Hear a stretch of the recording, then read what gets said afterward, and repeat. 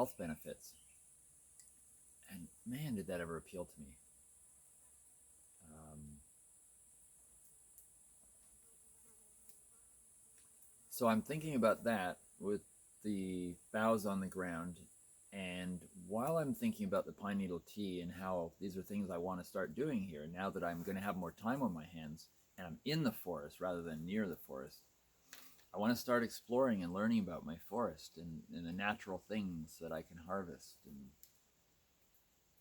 And then a friend walks in, and I haven't had anyone come in except for people that are doing work. Karen came in, and the boys said, "Hey, Karen, how are you doing?" And I look around, and there's Karen, and I'm like, "Oh, you guys know each other?" Uh, Karen's just up the road and around the corner. She lives in a stack wall house um, that her and her husband had built. Her late husband, who just passed away not too long ago. And she came in, and we got on the topic of the pine needles, and she was saying, yeah, she's totally interested in this sort of thing. And we got chatting about the pine needle tea, and I was mentioning about these little cones on the tree that aren't like normal pine cones, but they're like little seed things. And she said, yeah, I think they're the things that emit the pine pollen eventually. So I researched it, and I had already collected a bunch of them off of the boughs, just in case there was some value to them. And they're called pine pollen cones, and they're the male aspect on the tree that releases the pollen.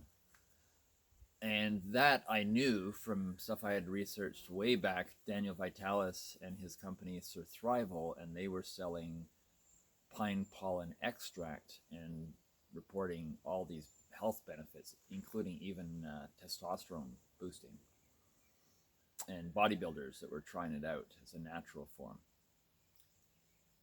So I went back to all those thoughts from I don't know, that was at least 6-7 years ago.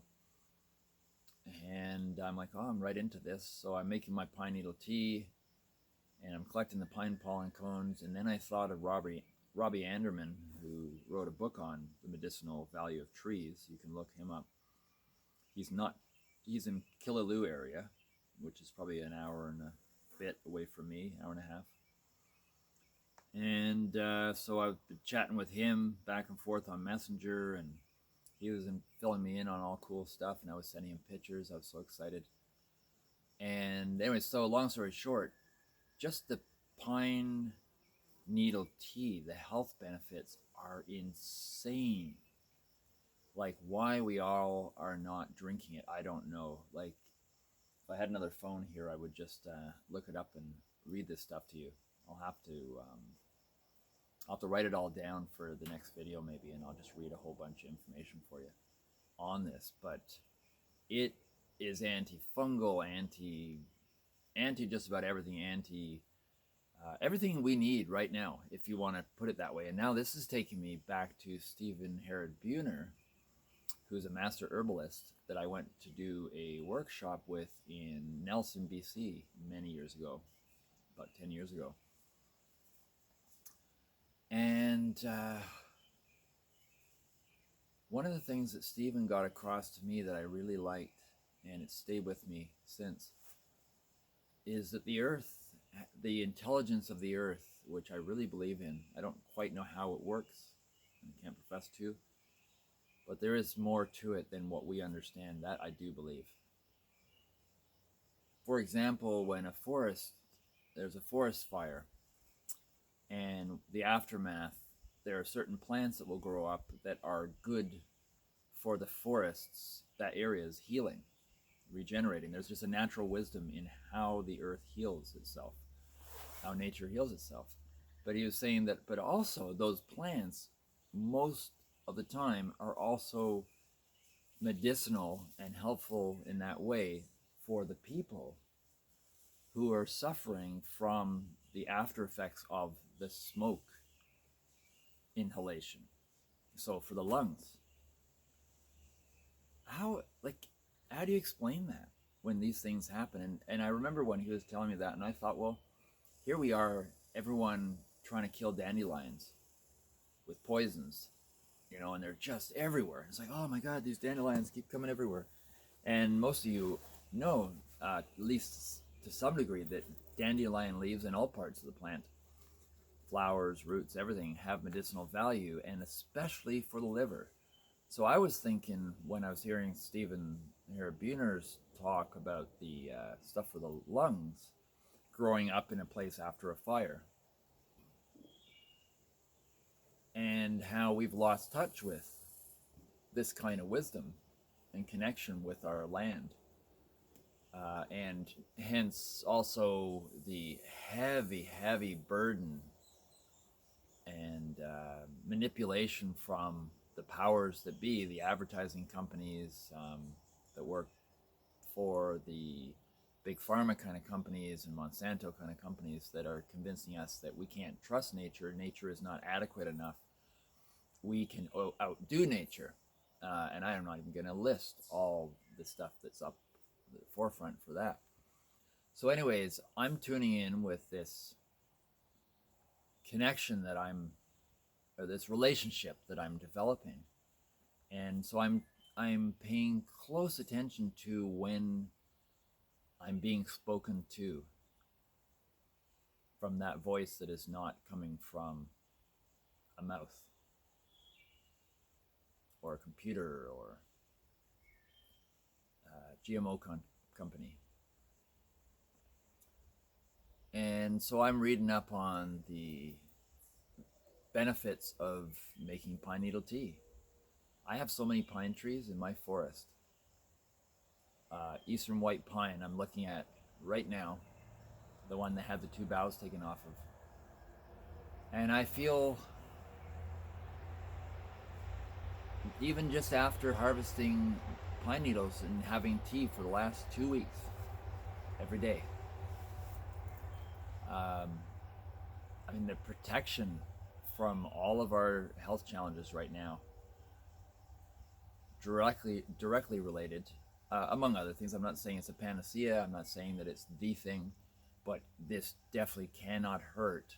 And in my case, the synchronicities that lined up to kind of direct me into this, I had to be receptive to it at the same time. And that was partly my crash landing, made me very vulnerable, but also very receptive with my intentions to not close that up again as a protective layer, and stay open to this communication. And it's communicating to me every moment.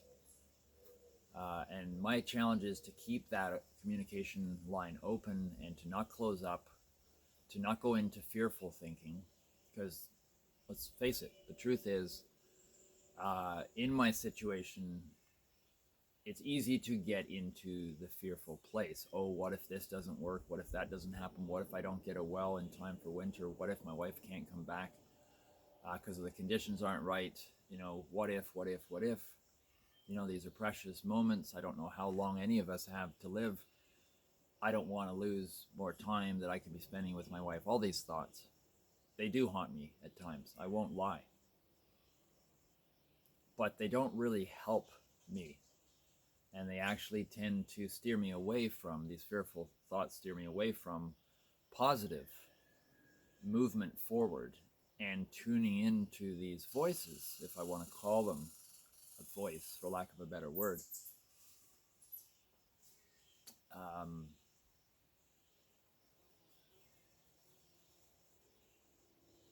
I'm at a new level. And I'm welcoming it. This opening up,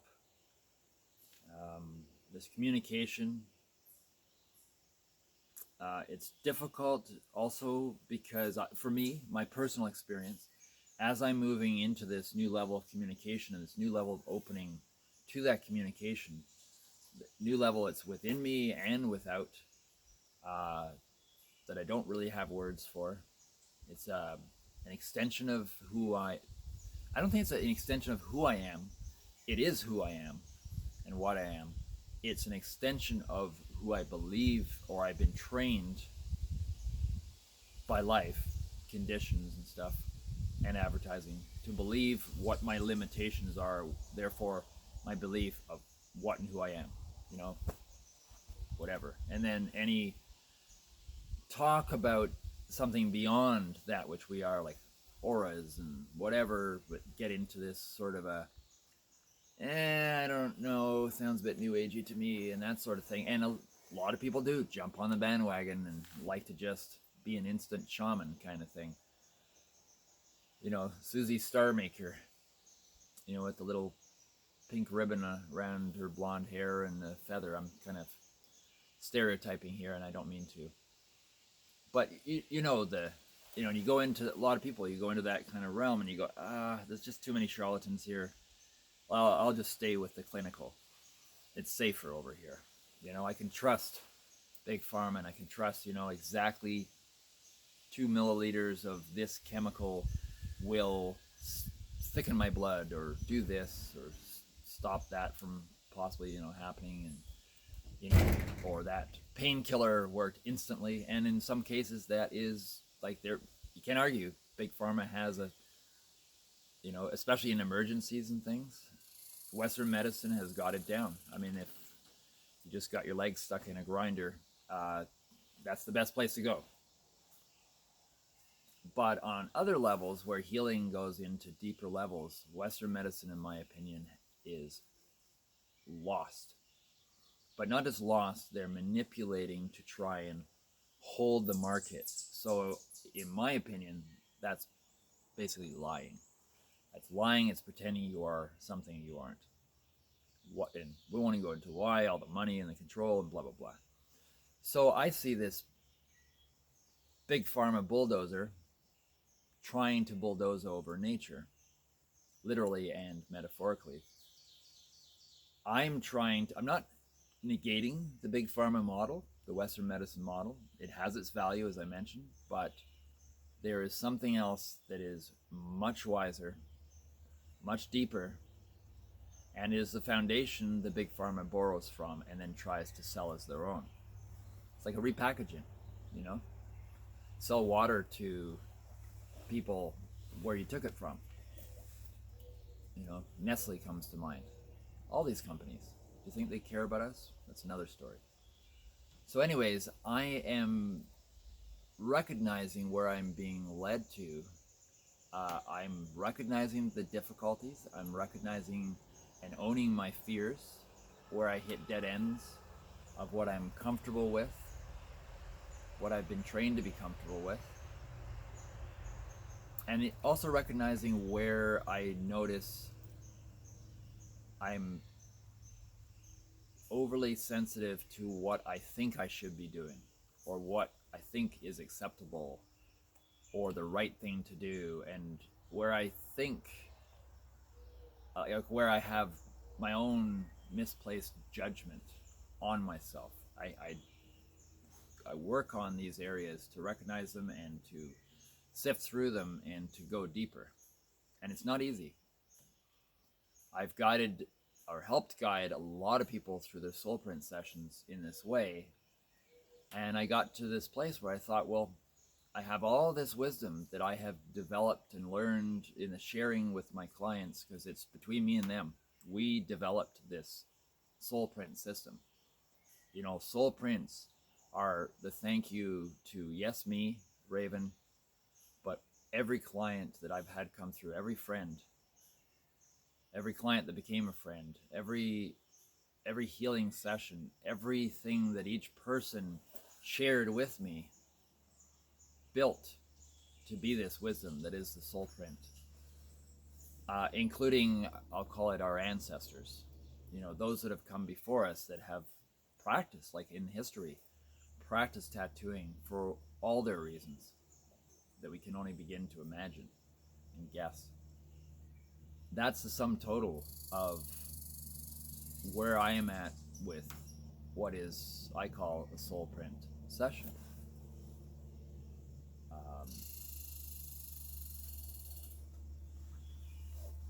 So I'm taking it deeper.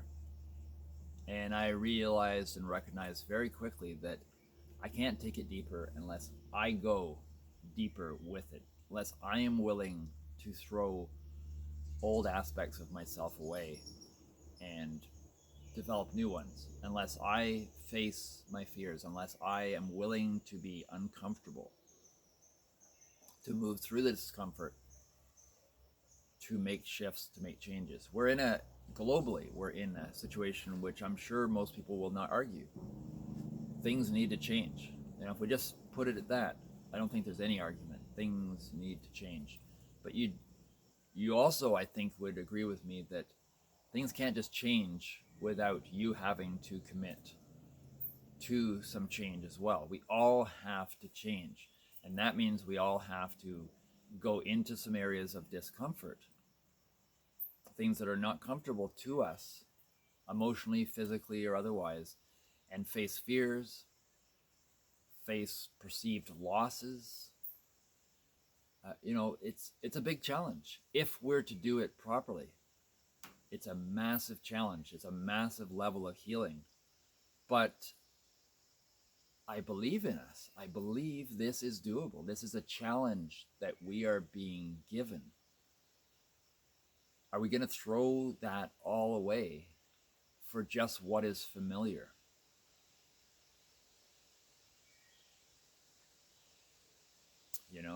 Like me just today talking to Wayne about the water well drilling, and he laid it to me right up straight.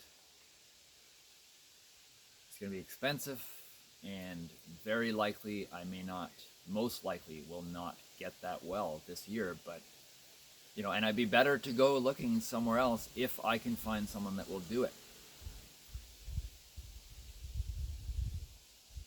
I find that really uncomfortable. It's like I can't even rest on, okay, it's expensive, but as soon as I pay the money, it's in. Or I can't rest on the idea that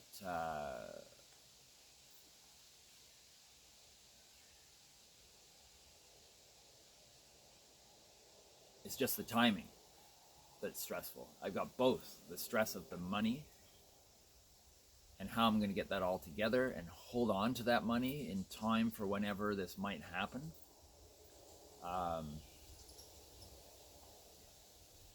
But I recognize all these things have another level of value. So I'm doing what I can to stay on track, to not deviate, to not retreat to a more comfortable, temporarily comfortable place,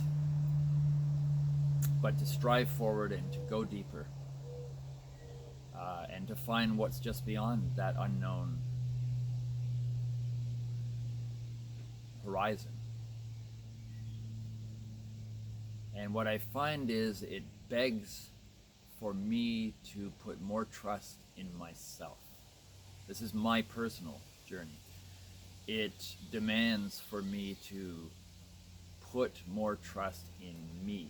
And that means to dig deeper into my old beliefs, my old conditionings, where I think my limits stop, where my finite self in my perceptions, with little bits of wisdom I find here and there, I glean from books and from others about how we are more than we believe we are. That's about all I have to go on, really, and I do deep down in my heart believe that we have so much more potential than we have tapped into and we are trained to believe. And I won't go much into how advertising on its own, has trained us from birth to believe that if we are incomplete, and that if we just had this or just had that, we'll be more complete. So we've spent a lifetime attracted by the carrot of novelty and jolted by the cattle prod of fear. So it's fear, reward, fear, reward. It keeps us in line to some degree. It keeps us moving in a fairly predictable direction. It keeps us spending in ways that marketers can predict. It makes sense from that perspective, but it isn't necessarily healthy for us.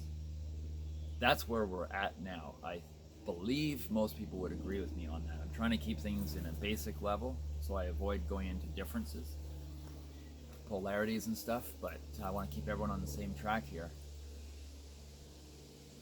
At least this is where my experience is going, and it's where I feel that it parallels others. Now, there's people in absolute comfort right now, or their discomfort is they're working too much. Well, how can you, unless you've been in this experience before and met these challenges, how could you know directly what that is like? How can I know until I'm here? There are experiences that I'm having right now that I kind of could imagine someone going through it might feel, but you can't fully. So unless you're in it, you don't 100% know. But I'll tell you right now, the challenges that we're meeting day to day, the surprises, even when lockdown lifts, there's no back to normal. There's new levels, new redefinitions of what we think normal is. But keep in mind, I strongly suggest that we don't become complacent and just take the quickest, most instant comfort, like the instant Lipton cup of soup version of a real healthy bone broth kind of chicken soup that heals.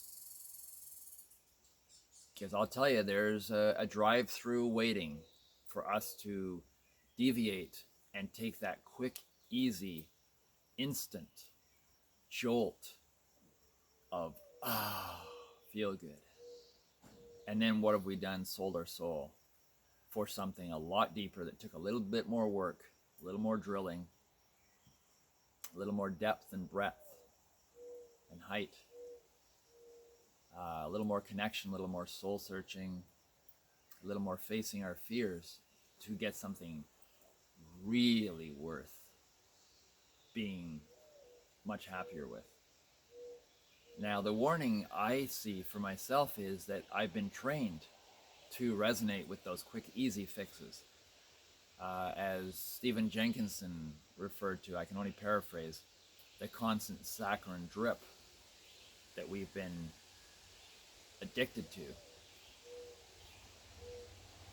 It's not even sugar, not even the real sugar. And it's that constant aspect that we seem to want. We want the sense that things are predictable, a sense that there is something held. But we all know even a mortgage rate is artificially held. Everything's, our money, our flow, the value of money, everything is being artificially propped up. So my wisdom tells me that I'm being tapped in with. My wisdom is telling me, don't trust the facade. It's got too many holes in it. It's crumbling. The foundation is really bad. And we need to go right to ground zero, dig a little deeper, find a good foundation that will support that which we're going to build up from there. Don't go for that instant drive-through, fast food kind of version of a reality picture that is much easier and quicker to get access to, and much more affordable in the moment, more affordable. But it's going to cost our grandchildren down the road. Do we want that? Do we want to sell out our grandchildren and our grandchildren's grandchildren for some instant fix now? An instant satisfaction, to be bought by that corrupt perspective, that corrupt source? I don't want to do that. And I don't have a biological child. But it doesn't matter. I care about all people and our future, even when I'm gone. And I want to do everything that I can. I'm here for a reason, I believe. I have chosen to be born now. And I believe everyone has. But I think we've all forgotten that now is a very pivotal time. And we each individually have a massive say in what happens next. And if we do not connect with our deeper self and be willing to step out into an uncomfortable, prickly place and be ourselves and speak our truth and do what we really, truly, deeply feel is the right thing, not what is just going to patch up the sagging floor that has had water damage, rather than rebuild it and maybe even rebuild the whole foundation or move it over and start again. Face those, God, do I have to, feelings, and move into it, lean into, as one of my Sikh friends said, lean into God.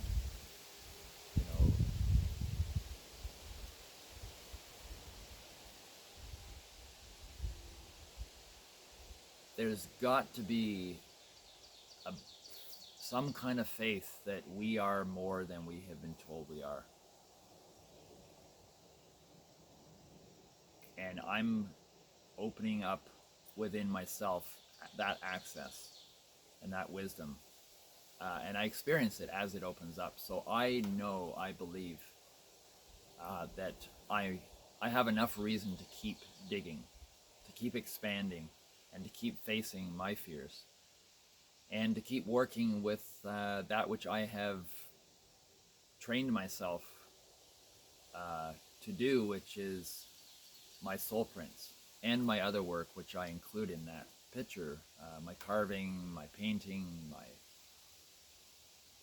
well, for example, one of my biggest fears was the idea of, could I build a house? And my own self-critic believing that I can't. So I think I'm going to at least have a hand in building a small building of some sort, practice on that, and then work my way outwards from there. But maybe my potential includes that. Maybe I'm meant to build a few buildings in my soul print fashion. And that takes me to a very good friend of mine who I haven't seen for seemingly ever, at least 6 years, 7, 8 years, maybe 9 years, 10 years.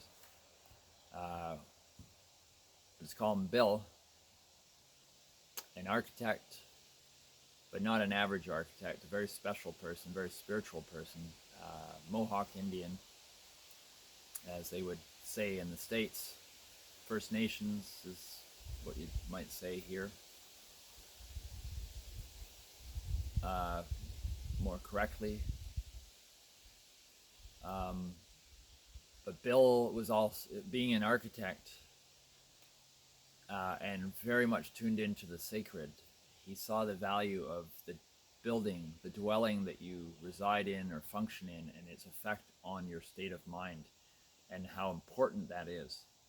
So I feel that those conversations that I have shared with Bill are now opening up for me as a invitation to go there, to take my soul print wisdom and knowledge into that area, into not just your temple that is your body and its connection to your deeper self that is not physically visible to our senses, and now take that into not only paintings and carvings and things that will decorate your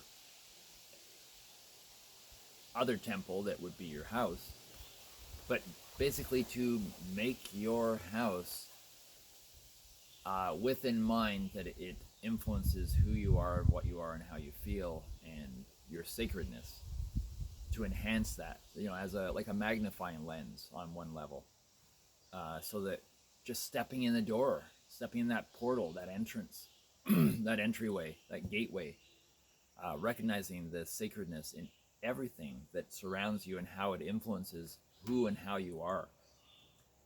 And the challenge of, how do you move past just basic functionality in everything when everything costs so much just being functional, especially nowadays? So how do you go beyond that and actually make a building, create a building to lift your spirits, to open your heart, to bring back the inner child? I don't know yet. That's where my prickles, if I lean in, that's where I feel the prickles. So my tendency is to move back. Go, I don't want those prickles. I don't like that feeling. I'll take second best. I'll just have this, I don't know, prefabricated home dropped off or something. Oh, it was easier. I want to go into this place where it's a bit prickly. I want to face these fears, not because I want those feelings, but because I want what's on the other side. I will never know if I don't push into that, don't lean into that. I'll never know. And I'll lead a life of comfortable mediocrity at best. I feel that now, for me and for many of us, is an invitation to go deeper within ourselves and to create our new world, a new way of being. And these videos, as they're titled for those that think they know me, it's also addressed to myself. It's an invitation for each person to look at themselves and the parts that they think they know, and possibly to want to go deeper. My process that I am sharing, with all of its little imperfections and scratches and nicks and fears, is an attempt to show you that I'm not just a facade. I'm a human being. Just because of the work I do does not mean I'm higher and mightier than someone else in my mind. I honestly do not feel like I'm better than someone else. And I'm working at the little prickles now that I've done my crash landing to also not go the other extreme and not self-judge myself for perceived failures, but to see them as learning experiences and to see them as portals opening, beckoning to me of options unlimited, to creating a much deeper life experience, much more connected to deeper parts of who I am and who others are. You know, I'm not happy with where the world has come to, but one thing I'm happy with is it's shown us where our shortcomings are, where we can clean things up. And I think it really starts with right in here, where each one of us has the power, has the control over. And if we start working on ourselves, forget about, climate change and all the external aspects. They have to happen. But I think if we change here radiates out, and those things will be